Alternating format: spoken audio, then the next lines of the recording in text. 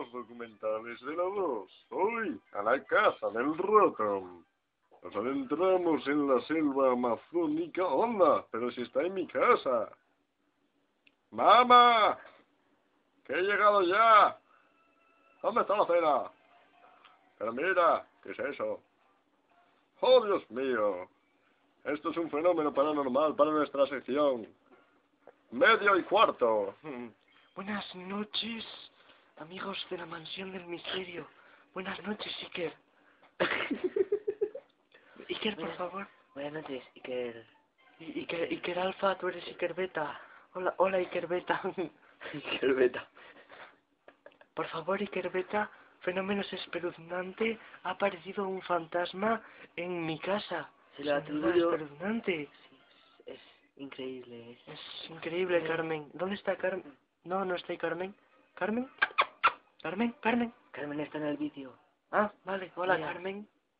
¿Carmen? Ah, está ahí. Mira, está enchufando Sálvame en la tele, Carmen. Bueno, veamos el que ocurre ahora mismo. ¡Oh, maldita sea! ¿Qué es eso? ¿Será un pájaro? ¿Será un avión? ¡No! ¡Es una pila alcalina! ¡Maldita sea! Bueno, devolvemos la conexión a la nave del misterio. Continuamos en la nave del misterio. Batman contra las pilas Duracell, que duran y duran. Espeluznante sin duda, Iker.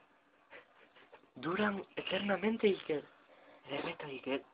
Duran y duran y duran. ¿Y sabes tú qué cosa utiliza las pilas Duracell?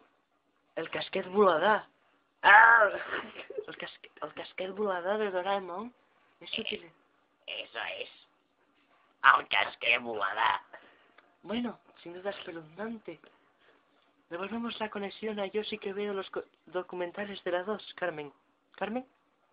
Que no está Carmen. Bueno, y continuamos. Mira, es Batman. Batman, Batman. Perdón. Te has quedado Eres- solísimo. Es el Stremsped. Bueno.